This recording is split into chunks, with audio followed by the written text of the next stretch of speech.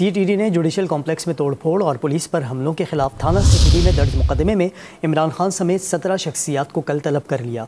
इमरान खान समेत 10 अफराद थाना गुलड़ के मुकदमे में भी तलब कर लिए गए हैं। मजीद जानते हैं डॉन न्यूज़ के नुमाइंदे शकील करार से। शकील, बताएगा क्या मालूमात है आपके पास इस मुकदमे से मुताल्लिक?